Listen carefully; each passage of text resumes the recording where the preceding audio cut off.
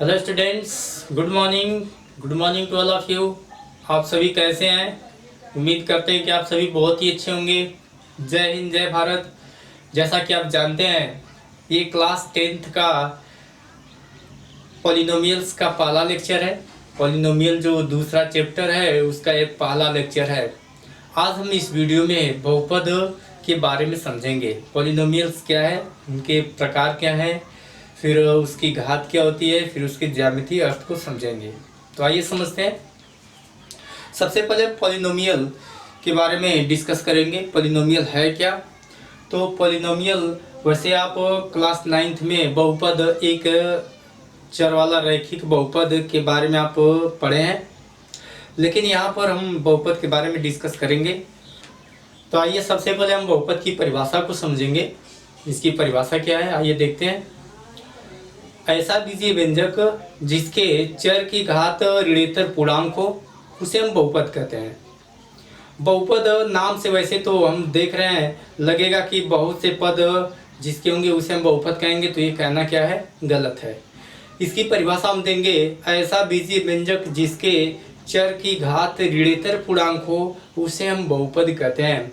अब ऋणेतर पूर्णांक की बात है तो ऋणेतर पूर्णांक का मतलब यह है कि ऐसा पूर्णांक जो ऋणात्मक न हो।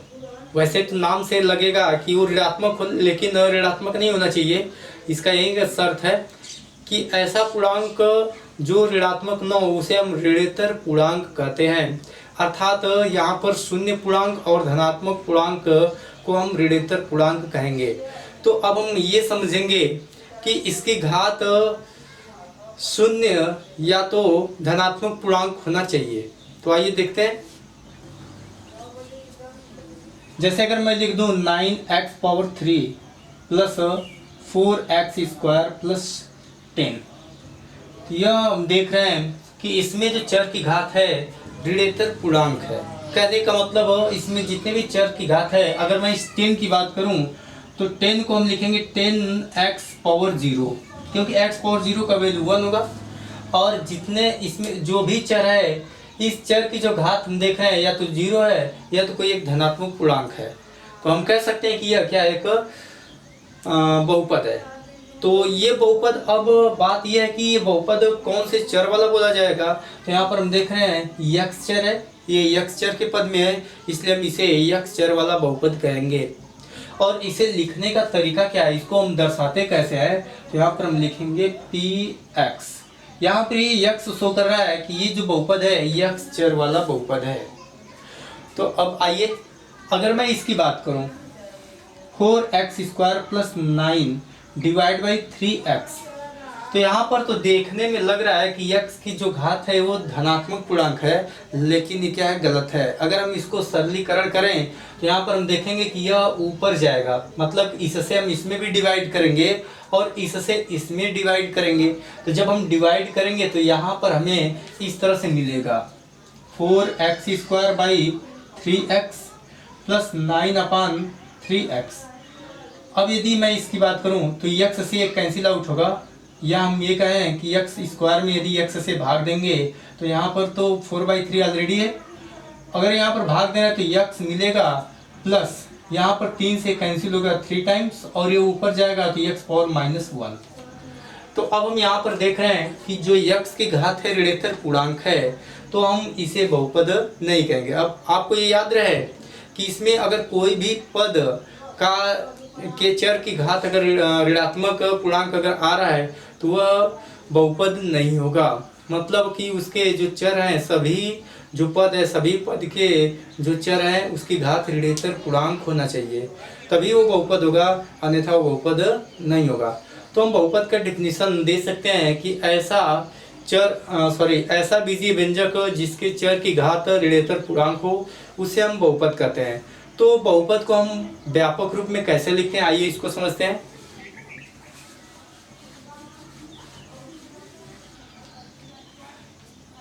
यदि यक्ष चर वाला बहुपद है तो हम इसे इस तरह लिखेंगे px बराबर a0 प्लस a1x⁻1 मतलब यक्ष plus a2x⁻2 plus a3x⁻3 plus dot dot dot plus an x power n। ये बहुपद किसी भी बहुपद का व्यापक रूप है जहाँ a0 a1 a2 a3 dot dot an क्या है, वास्तविक संख्या है। कहने का मतलब ये हुआ कि a0 a1 a2 a3 dot dot an यहाँ पर जो भी संख्या लिखी गई गुणांक के रूप में, ये एक वास्तविक संख्या होगा। वास्तविक संख्या आप कहने का मतलब वो परिमेय या अपरिमेय कुछ भी हो सकता है। और जो इसके चर की घात है, हम देख रहे हैं कि हर जगह या तो 1 2 3 4 5 6 इस तरह से n तक है। मतलब ये हुआ कि वो ऋणेतर पूर्णांक है, यहाँ शून्य है, ऋणेतर पूर्णांक, कहीं भी इसका घात ऋणात्मक नहीं है। इसलिए हम ये कहेंगे कि ऐसा बहुपद जिसके चर की घात ऋणेतर पूर्णांक हो उसे बहुपद कहते हैं। यहाँ पर ये जो संख्याएं हैं अगर पूर्णांक है तो इसे हम पूर्णांक संख्याओं वाला बहुपद कहेंगे। अगर ये परिमेय संख्या है तो हम इसे परिमेय संख्याओं वाला बहुपद कहेंगे। अगर इसमें कोई भी संख्या अगर अपरिमेय आ गया तो हम इसे वास्तविक संख्याओं वाला बहुपद कहेंगे। आइए इसको एग्जाम्पल से समझते हैं। जैसे अगर मैं लिख दूं कोई x चर वाला बहुपद है, अगर मैं इस तरह लिखूं 4x power 3 plus x plus 10, तो यहाँ पर हम देख रहे हैं कि जितनी भी यहाँ पर संख्याएं ली गई हैं जो a0 a1 a2 a3 इस तरह से है, मतलब गुणांक के रूप में है कि यहाँ पर जो चर की गुणांक है 4 है, यहाँ पर चर का गुणांक 1 है, यहाँ पर चर का गुणांक 10 है। तो हम देख रहे हैं कि जितने भी गुणांक हैं सभी क्या है, पूर्णांक हैं। तो हम इसे पूर्णांक संख्याओं वाला बहुपद कहेंगे। अगर यहीं पर मैं इस तरह लिख दूं कि x बराबर 4/3 x power 5 plus 2/5 x power 3 plus 10 इस तरह से, तो यहाँ पर हम देख रहे हैं कि जो चर का जो गुणांक है, पहली बात की ये तो बहुपद है। अब ये कौन सा बहुपद है, तो यहाँ पर हम देख रहे हैं कि जो चर का गुणांक है वह एक प्रकार की परिमेय संख्याएं हैं।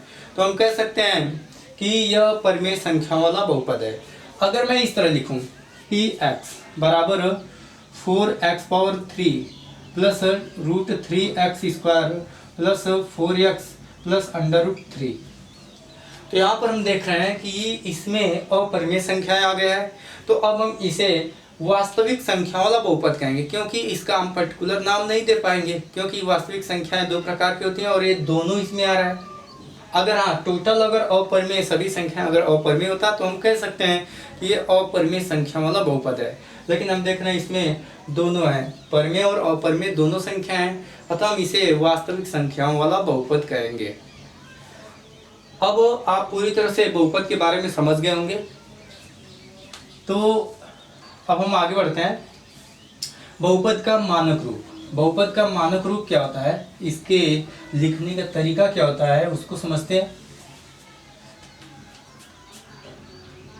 बहुपद का मानक रूप, तो आइए देखते हैं बहुपद का मानक रूप क्या होता है। तो किसी भी बहुपद के चर की घात को घटते क्रम या बढ़ते क्रम में लिखने की जो प्रक्रिया है उसे हम उस बहुपद का मानक रूप कहते हैं।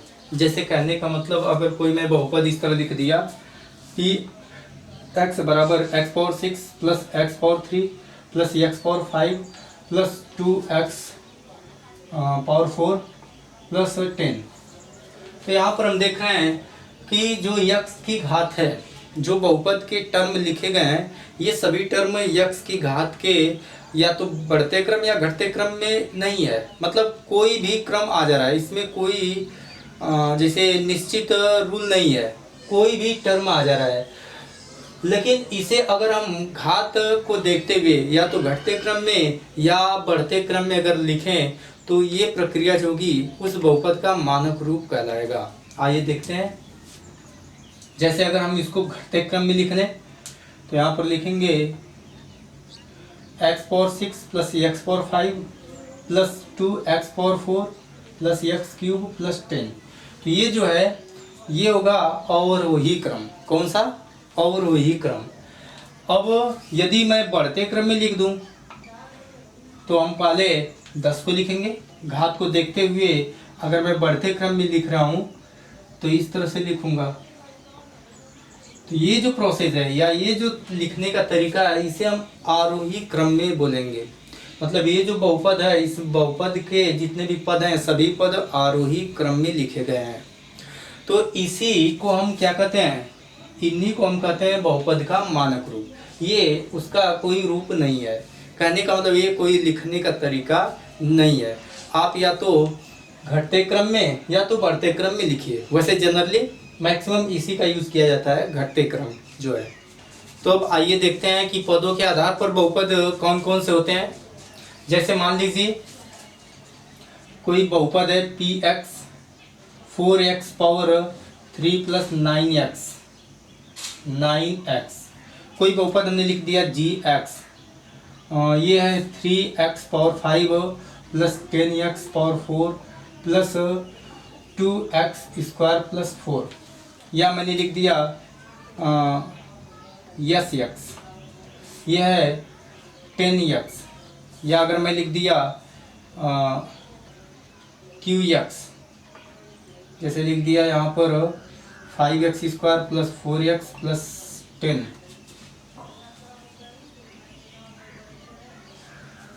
तो अगर मैं इस सभी बहुपद जितने भी यहाँ बहुपद लिखे गए हैं इन सभी बहुपद की मैं बात करूँ तो इसमें हम देख रहे हैं 2 पद है, यहाँ पर 4 पद है, यहाँ पर 1 पद है और यहाँ पर 3 पद है। तो हम कहेंगे कि यह द्विपदीय बहुपद है। नाम इनका जो हम लिखेंगे इनके पदों की संख्या के अनुसार ही नाम देंगे। यहाँ पर 2 पद है इसलिए हम इसका नाम द्विपदीय बहुपद कहेंगे। याद रहे द्विपदीय बोला जा रहा है, द्विपदीय का मतलब इसमें 2 पद हैं। यहाँ पर हम देख रहे हैं कि 4 पद है, तो इसको हम पहले इसको समझ लें। यहाँ पर 1 पद है तो हम इसे एक पदीय बहुपद, यहाँ पर 3 पद है इसे हम त्रिपदीय बहुपद नाम देंगे। लेकिन अगर 3 से अधिक पद अगर आ रहा है तो उसे हम बहुपदीय बहुपद कह सकते हैं, जिसमें बहुत से पद हों उसे हम बहुपदीय बहुपद बोलेंगे। तो यहाँ पर हम देख रहे हैं वैसे पर्टिकुलरली कहा जाए तो 1 2 3 बहुपद तक हम नाम दे सकते हैं, फिर उसके ऊपर अगर अधिक पद आ रहे हैं तो उसे हम बहुपदीय बहुपद बोल सकते हैं। तो इसको हम बोलेंगे बहुपदीय बहुपद है, ये एक पदीय बहुपद है, ये द्विपदीय बहुपद है और ये क्या है त्रिपदीय बहुपद है। अब हम शून्य बहुपद की बात करें। शून्य बहुपद क्या है? शून्य बहुपद ऐसा बहुपद जिसका गुणांक क्या हो, शून्य हो। मतलब ऐसे बहुपद जिसके सभी गुणांक शून्य हो उसे हम शून्य बहुपद कहें। जैसे ये px कोई बहुपद है, अगर मैं यहाँ लिख दूँ 0 into x power 5 plus 0 into x square plus 0, तो यह क्या है, इस बहुपद में जो चर का गुणांक हम देख रहे हैं क्या है, शून्य है, इसलिए हम शून्य बहुपद बोलेंगे। तो अब आप समझ रहे होंगे ऐसा बहुपद जिसके चर का गुणांक शून्य हो उसे हम शून्य बहुपद कहते हैं। तो आइए अब हम बहुपद की घात समझते हैं। बहुपद की घात, डिग्री ऑफ पॉलिनोमियल्स। तो आप याद कीजिए क्लास 9th में एक चर राशि वाला बहुपद और उसके घात के बारे में पढ़े हैं। वहाँ पर हमने ये चीज़ पढ़ा था कि किसी भी चर राशि वाले बहुपद के चर की जो उच्चतम घात होती है वह उस बहुपद की घात कहलाती है। कहने का मतलब ये हुआ कि किसी भी बहुपद के चर राशि की जो उच्चतम घात है उस घात के अनुसार हम किसी भी बहुपद का नाम देते हैं, घात के अनुसार। तो यहाँ पर हम कह सकते हैं, जैसे मान लीजिए x चर वाला कोई बहुपद है, यहाँ पर 4x प्लस 5 अगर मैं लिख दिया हूँ तो इसमें हम देख रहे हैं कि x की मैक्सिमम जो घात है 1 है, इसलिए हम इसे एक घातीय बहुपद या हम कह सकते हैं यह रैखिक बहुपद है। अगर यहीं पर कोई बहुपद हम इस तरह लिखें 2x³ प्लस 5x प्लस 10, तो यहाँ पर हम देख रहे हैं कि इसमें जो चर की मैक्सिमम घात है अर्थात उच्चतम जो घात है वो 3 है, इसलिए हम इस बहुपद को हम त्रिघातीय बहुपद कहते हैं। अब इसके बाद यदि मैं लिख दूं इस तरह से कोई जी वाई, ये कोई बहुपद है, यहाँ पर हम लिखेंगे 4y और 5 प्लस 3y प्लस 10। तो हम देख रहे हैं कि इस बहुपद का जो मैक्सिमम घात है वो 5 है, अर्थात इसे हम 5 घात वाला बहुपद कहेंगे। तो अब इस तरह से अब आप समझ गए होंगे कि किसी भी बहुपद का घात कैसे हम बताते हैं। तो किसी भी बहुपद का जो चर राशि का जो मैक्सिमम पावर होता है वही उस बहुपद का घात कहलाता है। आइए अब हम बहुपद के शून्यक के बारे में समझते हैं। किसी भी बहुपद का शून्यक क्या होता है उसको देखते हैं। किसी भी बहुपद के चर राशि का वह मान जिस पर बहुपद का वैल्यू क्या हो जाए, शून्य हो जाए, उसे हम उस बहुपद का शून्यक कहते हैं। जैसे अगर मैं लिखूं, मान लीजिए कोई एक बहुपद हम लिख रहे हैं पी एक्स, यहाँ पर हमने लिख दिया -3x² प्लस 12। तो यहाँ पर अगर हम देखें तो x बराबर 2 पर, x बराबर 2 पर यहाँ P2 से शो करेंगे, क्योंकि x की जो वैल्यू हम ले रहे हैं 2 ले रहे हैं। यहाँ पर px किसी बहुपद को दर्शाने का एक तरीका है। अब उसके x का जो वैल्यू हम लेंगे उसे हम यहाँ पर लिखेंगे, ये होगा P2। तो इसका जो वैल्यू होगा -3 × 2² प्लस 12, ये हो जाएगा -3 × 4 प्लस 12, अर्थात -12 प्लस 12 = 0। तो हम देख रहे हैं कि x बराबर 2 पर इस बहुपद का वैल्यू क्या हो रहा है, शून्य हो रहा है। तो यह जो 2 है इस बहुपद का क्या होगा, शून्यक होगा। अब रही बात, तो यहाँ x की वैल्यू हमने 2 लिया, हम -2 भी ले सकते हैं, क्योंकि -2 का स्क्वायर करेंगे तो भी 4 मिलेगा और फिर हमें यही सब मिलेगा, वहाँ से भी 0 आएगा। तो हम कह सकते हैं कि जो इस बहुपद के शून्यक हैं 2 और -2 है। फिर इसके बाद मैं एक बहुपद और लिख रहा हूँ px = यहाँ पर हम लिख दें 9x - 18। तो अगर हम देखें तो x बराबर 2 पर, x बराबर 2 पर इस बहुपद को चेक करें तो 9 × 2 - 18, 18 - 18 = 0। यहाँ पर हम देख रहे हैं कि x बराबर 2 पर इस बहुपद की वैल्यू क्या हो रही है, शून्य हो रही है, अर्थात इस बहुपद का जो शून्यक होगा 2 होगा।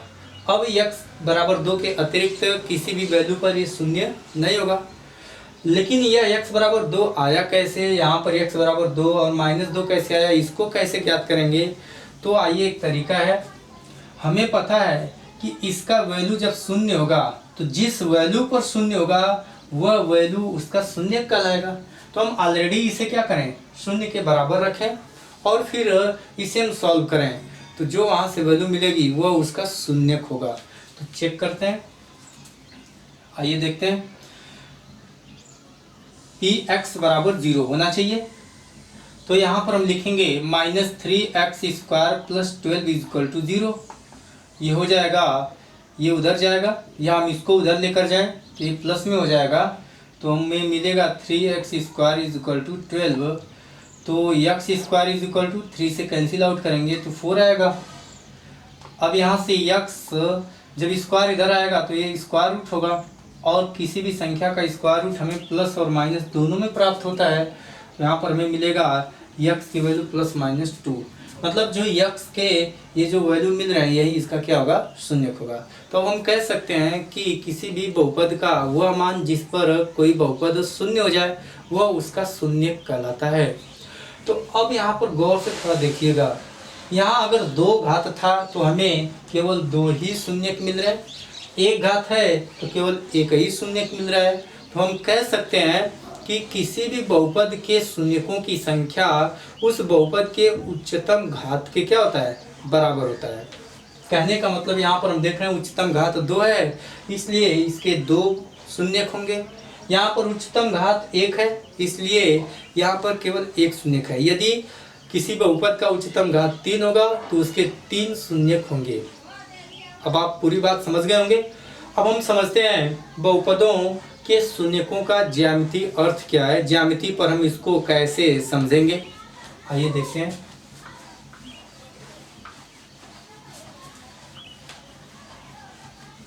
सबसे पहले हम बात करेंगे रैखिक बहुपद की। रैखिक बहुपद अर्थात उसका व्यापक रूप जो होता है ax प्लस बी, ये होता है रैखिक बहुपद का, ये है रैखिक बहुपद। कंडीशन इसमें ये है जहां a is not equal to 0। इसका मतलब ये हुआ कि रैखिक बहुपद का जो व्यापक रूप ax प्लस बी है, इसमें a का जो वैल्यू है शून्य नहीं होना चाहिए।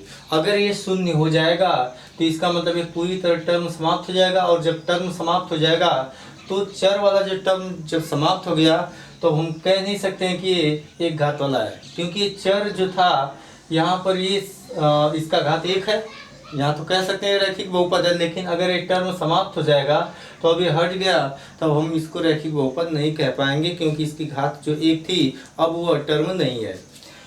अब इसके बाद ये कंडीशन होना चाहिए।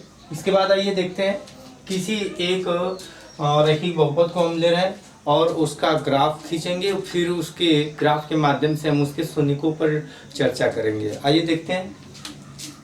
जैसे मान लीजिए हमने रैखिक बहुपद ले लिया 2x प्लस 6, ये कोई रैखिक बहुपद है। हम इसको मान ले रहे हैं px, ये p मतलब x चर वाला बहुपद है, और इस px के जगह पर हम y भी लिख सकते हैं, कोई दिक्कत नहीं है। मतलब आप px को y ले सकते हैं। अर्थात अगर हम इसका ग्राफ खींचना चाहें तो देखिए इस तरह से हम पहले बना ले रहे हैं, ऊपर थोड़ा कर दें ताकि आपको दिखाई दे।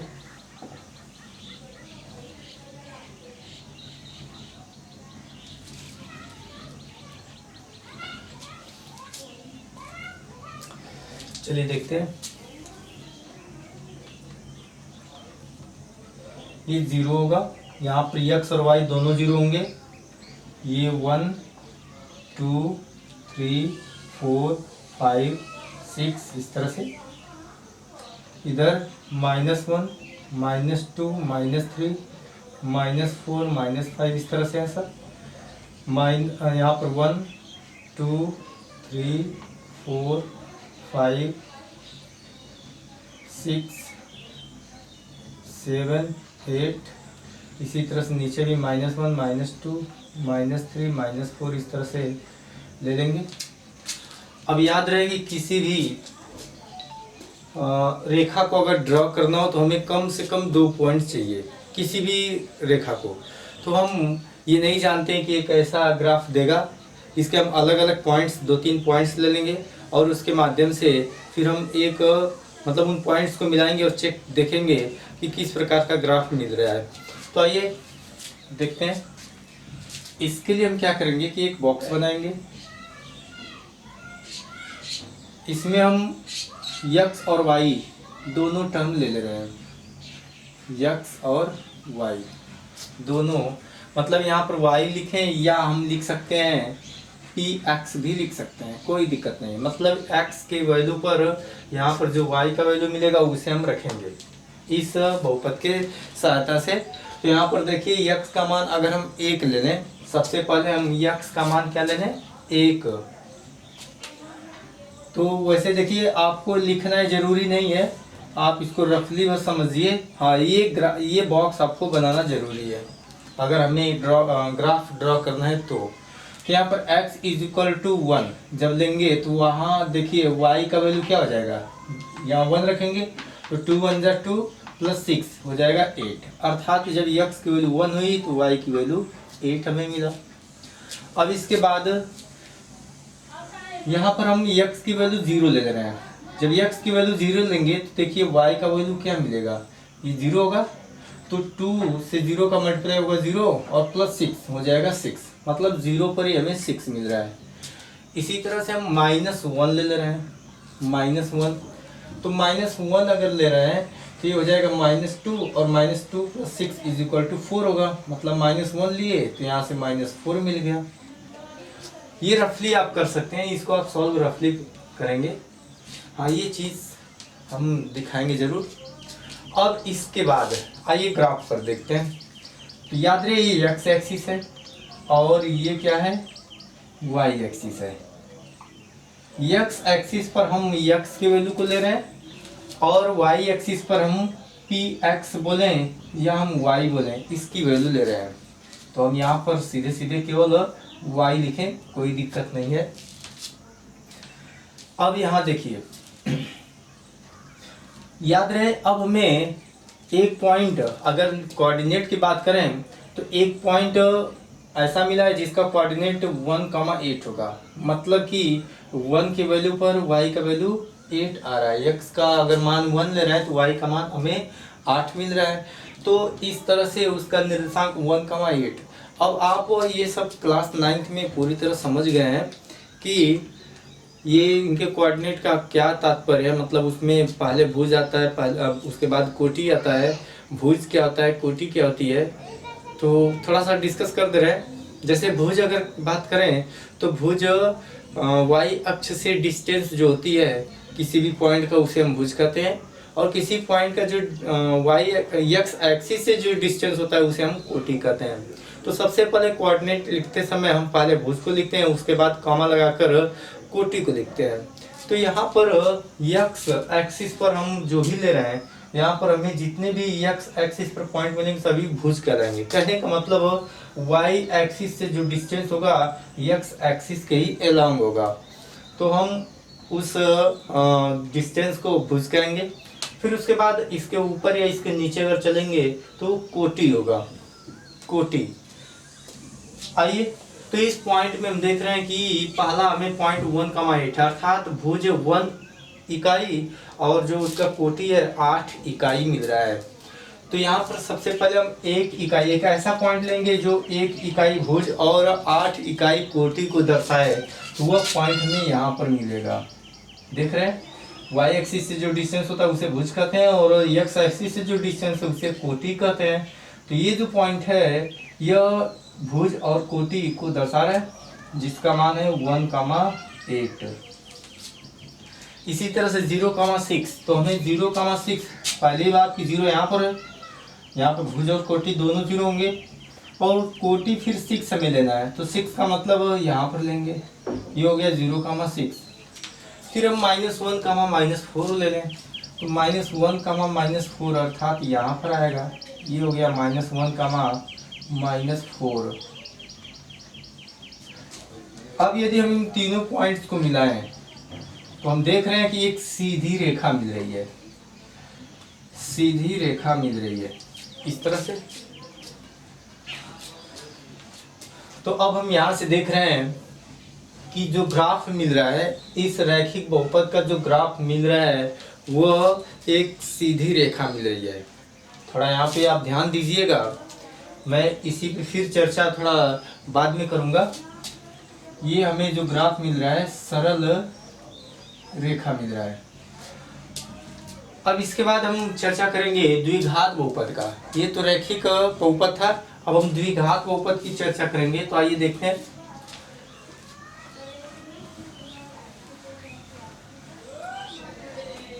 एक एग्जांपल हम ले ले रहे हैं रैखिक बहुपद का, द्विघात बहुपद का। जैसे मान लीजिए हमने ले लिया 2x² -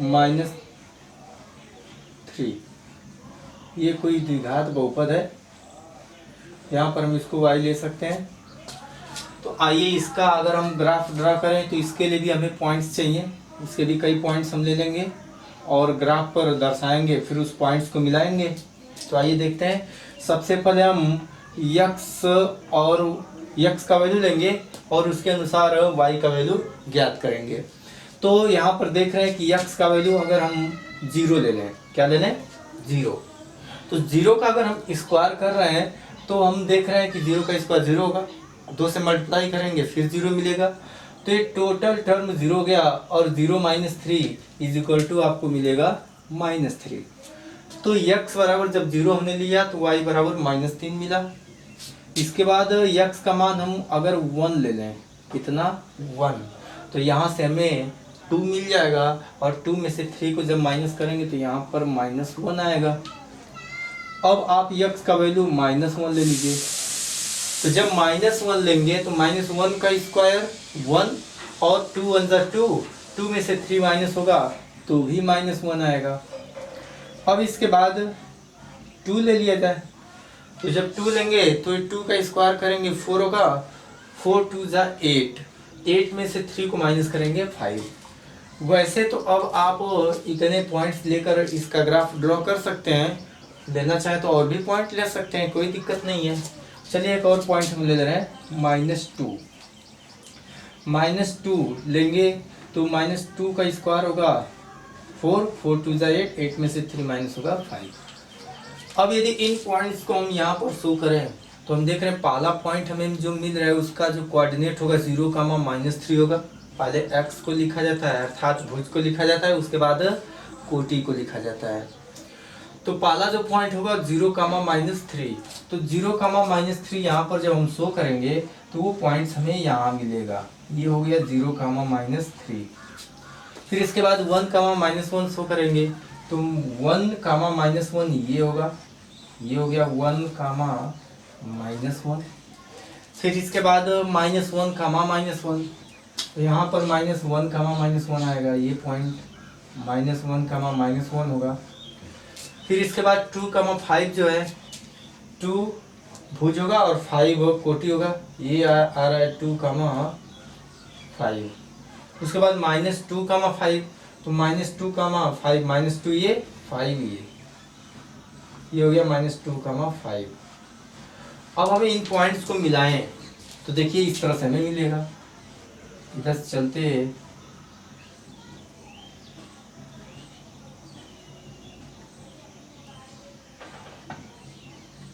इस तरह से।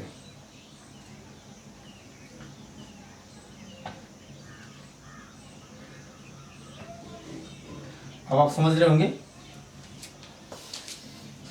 तो हम देख रहे हैं कि जो द्विघात बहुपद है उसका जो ग्राफ मिल रहा है एक परवलय के आकार का मिल रहा है, परवलय के आकार का। यहाँ पर हम ग्राफ प्राप्त कर रहे हैं द्विघात बहुपद का, तो हम बाद में इसका भी चर्चा करेंगे। परवलय के आकार का है। तो आइए हम त्रिघात बहुपद के बारे में चर्चा करते हैं। जैसे त्रिघात बहुपद का व्यापक रूप अगर लिखें तो वो होगा ax³ + bx² + cx + d। थोड़ा एक चीज़ मैं आपको बता दूं कि द्विघात बहुपद में मैं उसके व्यापक रूप और उनके गुणांकों के बारे में कुछ डिस्कस नहीं किया है, भूल गए थे। थोड़ा ये देखिए यहाँ पे बता दे रहा हूँ। जैसे मान लीजिए द्विघात बहुपद के व्यापक रूप की बात करें तो ये होगा ax² + bx + c। इसमें हम देख रहे हैं कि जो x चर की घात मैक्सिमम घात है 2 है, इसलिए बहुपद जो होगा द्विघात बहुपद होगा। और यहाँ पर कंडीशन है कि a b c क्या होनी चाहिए, वास्तविक संख्या, परंतु a ≠ 0। कहने का मतलब a b c वास्तविक संख्या तो हो सकता है परंतु a का वैल्यू 0 नहीं होना चाहिए। वास्तविक संख्या में परिमेय और अपरिमेय दोनों आ जाएगा। तो यहाँ पर हम देख रहे हैं a का वैल्यू 0 नहीं होना चाहिए। इसका मतलब ये है कि अगर a 0 हो जाएगा तो यह टर्म पूरी तरह समाप्त हो गया, मतलब 2 घात वाला टर्म अब इसमें से समाप्त हो गया। तो जब 2 घात वाला टर्म रहेगा ही नहीं तो हम इसे द्विघात बहुपद नहीं कह सकते हैं। तो अब आप समझ गए होंगे। तो चलिए अब देखते हैं त्रिघात बहुपद का। तो त्रिघात बहुपद का भी हमने व्यापक रूप लिखा था। जैसे इसका व्यापक रूप जो होगा ax³ + bx² + cx + d होता है, जहाँ a b c व d ये क्या होना चाहिए, वास्तविक संख्या होना चाहिए, वास्तविक संख्या, परंतु वो यहाँ पे d, परंतु a ≠ 0, a का वैल्यू 0 नहीं होना चाहिए।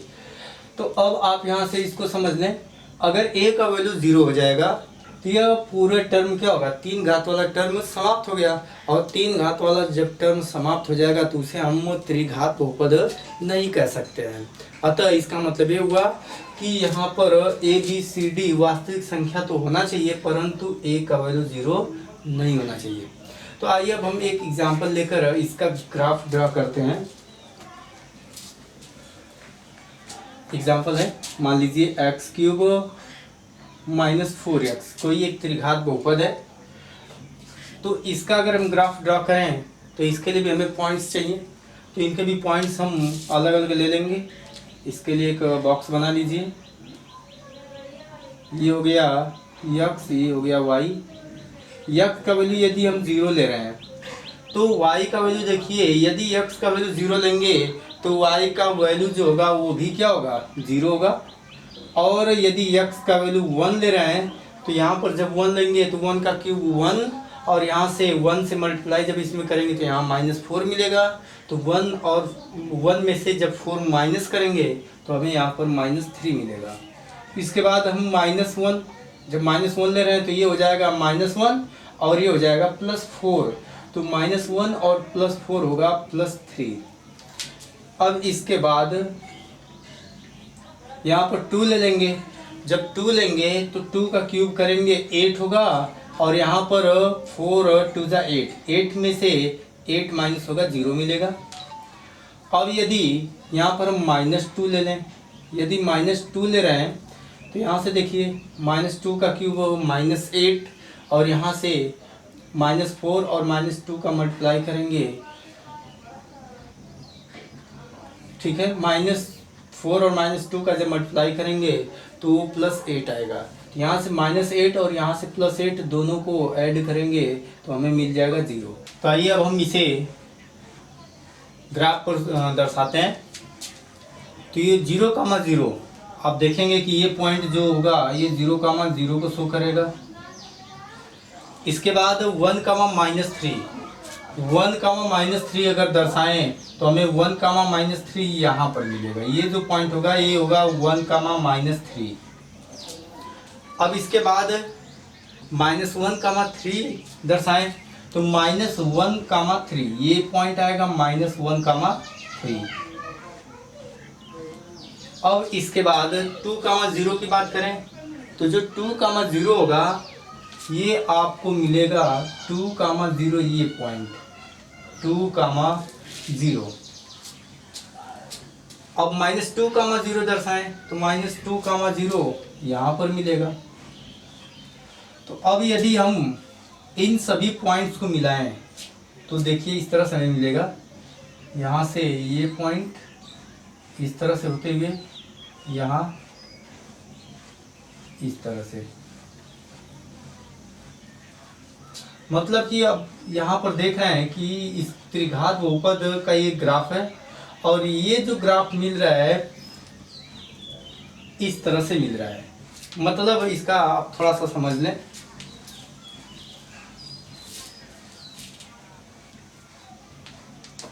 अगर हम इस कर्व की बात करें तो ये जो कर्व है हम देख रहे हैं x एक्सिस को 3 पॉइंट पर इंटरसेक्ट कर रहा है, और इस x एक्सिस पर हम x का वैल्यू ले रहे हैं। ये चीज़ आपको याद रहे। तो यहाँ पर हम देख रहे हैं कि ये जो कर्व है इस x एक्सिस को 3 जगह काट रहा है, और जो परवलय था मतलब द्विघात बहुपद का जो कर्व है वह हम देख रहे हैं x एक्सिस को 2 पॉइंट पर काट रहा है, और जो सरल रेखा था वह x एक्सिस को 1 पॉइंट पर काट रहा है। तो इसका क्या तात्पर्य है? इसका मतलब यह है कि अगर एक घातीय बहुपद है मतलब रैखिक बहुपद है तो हम जानते हैं उसके मैक्सिमम जो शून्यक होंगे वो 1 होगा, केवल 1 ही होगा। तो यहाँ पर हम देख रहे हैं कि जितने शून्यक होंगे उतने पॉइंट्स पर वो काटेगा। मतलब यहाँ पर हम देख रहे हैं x जो x के पद में था, x के पद में बहुपद हम जितने भी लिए हैं सभी x के पद में बहुपद लिए हैं, और उन सभी x को हम x एक्सिस पर दर्शा रहे हैं। इसलिए वह x एक्सिस को जितने पॉइंट पर काटेगा उतने x के वैल्यू हमें मिलेंगे, अर्थात उतने हमें शून्यक मिलेंगे। तो यहाँ पर हम देख रहे हैं रैखिक बहुपद का एक ग्राफ है।